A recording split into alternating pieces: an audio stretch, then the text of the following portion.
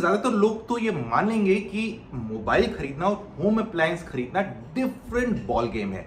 Mobile खरीदना काफी आसान काम है। सोच लिया कौन सा मोबाइल चाहिए, क्या फीचर्स चाहिए और ऑप्शंस आप चूज कर सकते हैं। लेकिन भाई अगर होम अप्लायंसेस की बात कर लें, जैसे कि आपको एसी लेना है, रेफ्रिजरेटर लेना है, वॉशिंग मशीन लेनी है, उसमें आपका जो पूरा तामझाम होता है सिलेक्शन प्रोसेस का, वो थोड़ा लंबा चौड़ा हो जाता है। क्यों? क्योंकि बहुत सारी चीज़ें ऐसी आपको सुनने को मिलती है जब आप प्रोडक्ट लेने जाते हैं जो आपने पहले सुनी नहीं होती है, तो थोड़ा रिसर्च में टाइम ज़्यादा लगता है। और ऑप्शंस इसमें ही वैसे आपको भरमार मिलते हैं, लेकिन थोड़ा रिसर्च में टाइम लगता है। और ऐसा ही कुछ मेरे साथ हुआ था जब मुझे रिसेंटली अपने घर का एसी चेंज करना था। क्या थे वो क्वेश्चंस जो मुझे सता रहे थे, और फाइनली मैंने कौन सा एसी लिया। आज के वीडियो में मैं आपको इसके बारे में बताने वाला हूं और उम्मीद करता हूं कि जो प्रोसेस मैंने फॉलो किया उससे शायद आपका भी डिसीजन मेकिंग आसान हो जाएगा नेक्स्ट टाइम अगर आप कोई एसी लेने वाले हैं। मैं हूं संदीप और आप देख रहे हैं द मोबाइल इंडिया।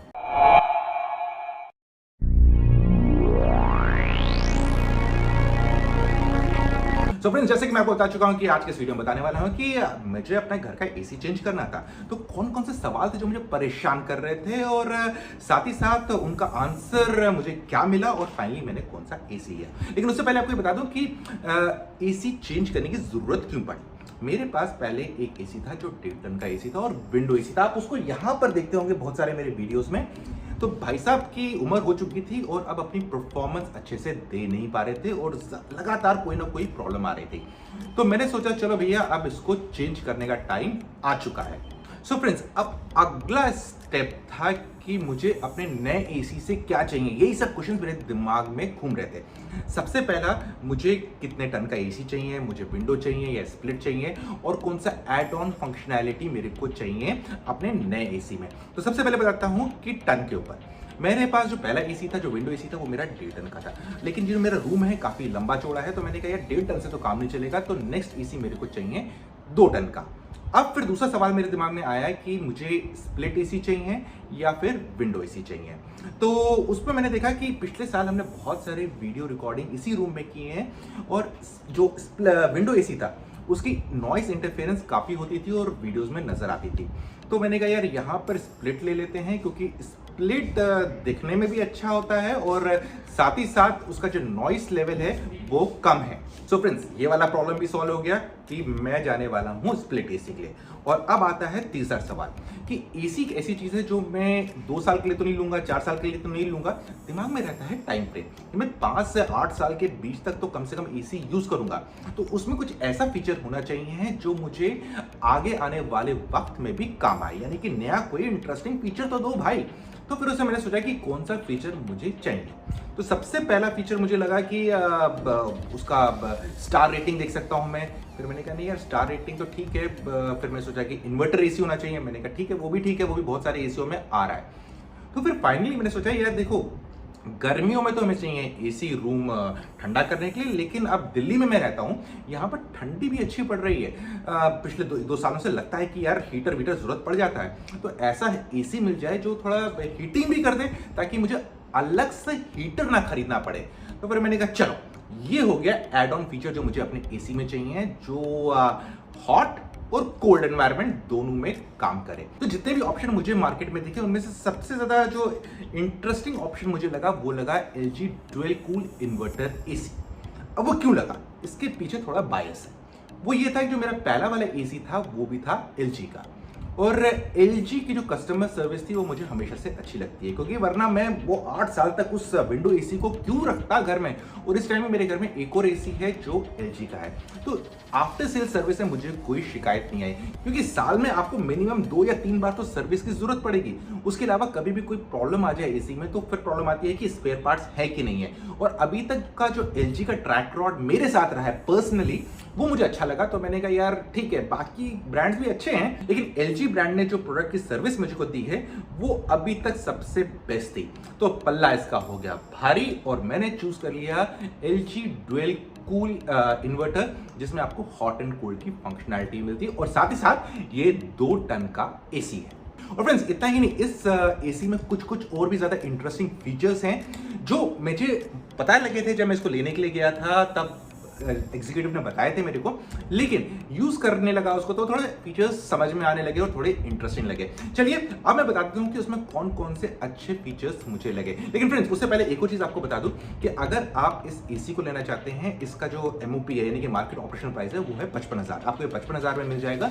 और यहाँ पर एक टिप देता हूँ, अगर आप ऑफलाइन मार्केट से लेंगे तो आपको ये कहीं ना कहीं सस्ता मिल जाएगा, और साथ ही साथ अगर आप अपना पुराना एसी निकालना चाहते हैं तो वो भी एक्सचेंज ऑफर यूज करके आपको और थोड़ा सा डिस्काउंट मिल जाएगा। जो मेरा पुराना एसी था वो 3,000 रुपये में गया, क्योंकि एक तो उसकी वैसी हालत बहुत खराब थी, लेकिन फिर भी 3,000 रुपये मेरे ओवरऑल प्राइस में कम हो गए थे। ठीक है, तो भाई साहब तो लग चुके हैं और ठंडी हवा दे रहे हैं। और सबसे इंटरेस्टिंग बात है कि आप देख रहे होंगे कि एसी ऑन है, यानी कि मुझे बार बार टॉवल के दर्शन नहीं करने पड़े पसीना पहुंचने के लिए। ये काफी सुकून दे रहा है दिल में।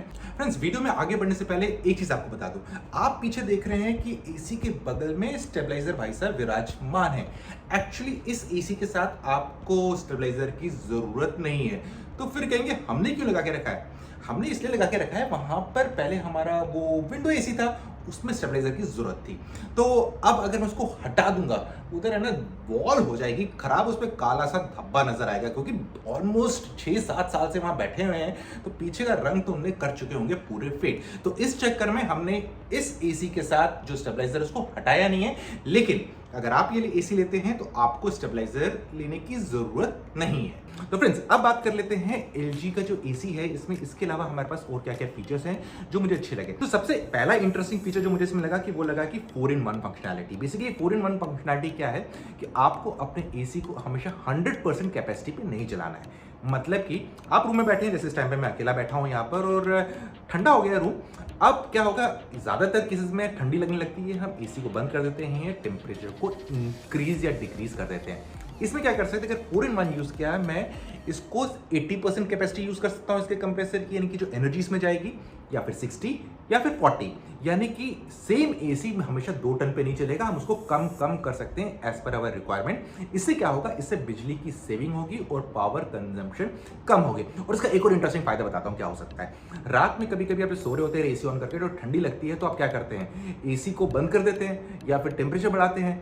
लेकिन अगर ये वाला एसी आप यूज करेंगे तो आप बेसिकली क्या कर सकते हैं, उस टाइम पे आप इसको 60 पे ला दीजिए या 40% पे ला दीजिए 4-in-1 को प्रेस करके, और चैन की नींद सो जाएगी, क्योंकि बिजली भी कम लगेगी और वो रूम को ऑप्टिमम टेम्परेचर मेंटेन करेगा। और यहाँ पर ये बता दूं कि जब मैं ऑप्टिमम टेम्परेचर का मतलब क्या होता है, मतलब ये है कि अगर आपने क्या क्या रखा है, रूम का टेम्परेचर 24 डिग्री होना चाहिए, तो वो 24 डिग्री ही मेंटेन करेगा, लेकिन एनर्जी कम यूज करेगा। फ्रेंड्स अब बात कर लेते हैं अगले फीचर की, वो है कंफर्ट एयर। बेसिकली क्या होता है कि अगर आप कहीं बैठे हुए हो, तो एसी के सामने बैठे हो, तो हवा ऊपर नीचे आती है, कभी कभी मुंह पे डायरेक्ट आती है, तो उससे काफी अनकंफर्टेबल सिचुएशन होने लगती है। तो उसके लिए आप इसको सेट कर सकते हैं कंफर्ट एयर पे। तो उससे क्या होगा, जो उसका विंग है जहां से हवा आ रही है वो सेट हो जाएगा, यानी कि वो या तो ऊपर की तरफ हो जाएगा या तो नीचे की तरफ हो जाएगा। तो आपके मुंह पे या बॉडी पे डायरेक्ट हवा नहीं आएगी, ताकि आपको एक कंफर्टेबल एक्सपीरियंस मिले। अब बात कर लेते हैं तीसरे पॉइंट की।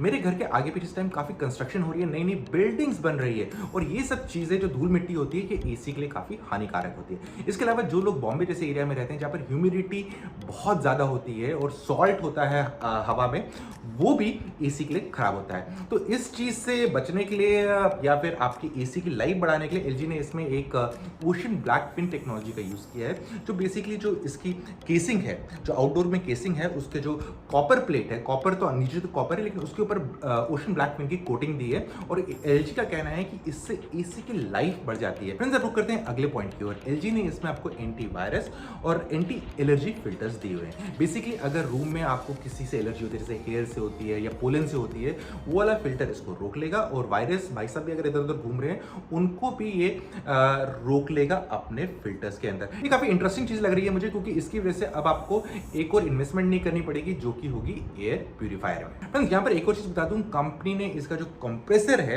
उसमें 10 साल की वारंटी दी है। तो ये भी एक एड ऑन चीज है कि अगर कंप्रेसर 10 साल में कुछ हो जाए तो एलजी इसको रिप्लेस कर देगा। और फ्रेंड्स इसके अलावा एक और चीज बता दूं कि आप सामने देख सकते हैं इसका डिस्प्ले, जहां पर इस टाइम आपको रीडिंग नजर आ रही है कि टेम्परेचर कितने पे सेट किया गया है। उस वाले डिस्प्ले में एक और आपको वार्निंग भी मिल सकती है कि अगर आपके इसकी गैस कम हो गई है तो उधर वार्निंग आ जाएगी आपके कि आपके जो एसी की गैस है वो कम हो गई है, तो आप उसको ऐड कर लीजिए। क्योंकि आपको याद होगा बहुत सारी सिचुएशन ऐसी आती है जब एसी की गैस खत्म हो जाती है, पहले तो आप सोचते हैं पता नहीं क्या हो गया, लेकिन उसके चक्कर में एकदम रूम में जो गर्मी हो जाती है, जो इतना अनकंफर्टेबल सिचुएशन हो जाती है, वो सब अवॉइड हो जाएगी, क्योंकि वहीं डिस्प्ले में आपको लिखा हुआ आ जाएगा कि भैया गैस कम हो गई है, गैस चेंज करवा लो। तो फ्रेंड्स अब बात कर लेते हैं फाइनली लास्ट पॉइंट की, इसके हॉट एंड कोल्ड फीचर की। इस टाइम पे गर्मियां हैं तो एसी ठंडी हवा दे रहा है, लेकिन सर्दियों में हमें गर्म चाहिए तो बेसिकली वो आप चेंज कर सकते हैं मोड के जरिए। मोड को प्रेस करके आप डिफरेंट ऑप्शंस ले सकते हैं कि जहां पर आप देख सकते हैं अगर ह्यूमिड एनवायरनमेंट है कि मतलब बारिश वाला माहौल हो चुका है तो उस हिसाब से इसकी सेटिंग कर सकते हैं। कोल्ड चाहिए तो वो रख सकते हैं, फैन खाली चाहिए तो वो रख सकते हैं, और साथ ही साथ अगर हॉट चाहिए तो मोड से सिलेक्ट कर सकते हैं और एकदम कंफर्टेबल अपना रूम बना सकते हैं सर्दियों के मामले में। उम्मीद करता हूं कि ऐसे ही अगर आप भी जब भी अपना नेक्स्ट अप्लायंस लेने हो, ऐसे ही अपने आप से क्वेश्चन करिएगा कि मुझे क्यों लेना है और कौन सा ब्रांड है जो मुझे चीज़ें दे रहा है। और फिर चलते चलते मैं एक और बात कहना चाहूँगा कि जो मेरा डिसीजन था कि LG का AC लेना, आप बताइए कि ये डिसीजन सही था कि गलत था। क्योंकि मेरे लिए जो सबसे इंपॉर्टेंट चीज़ थी, बाकी जो मैंने स्टार्ट में बताया था कि ये होना चाहिए वो होना चाहिए, वो थी आफ्टर सेल्स सर्विस। क्योंकि पिछले कुछ समय से ये देख लिया है कि अगर कभी भी आपको कोई प्रॉब्लम हो और वो ब्रांड आपकी प्रॉब्लम का सोल्यूशन जल्दी निकाल सकता है तो दिमाग में थोड़ी शांति रहती है। ये मेरे लिए सबसे बड़ा पॉइंट था इस AC के साथ जाने के लिए। आप बताइए कि मेरा डिसीजन सही था कि नहीं था।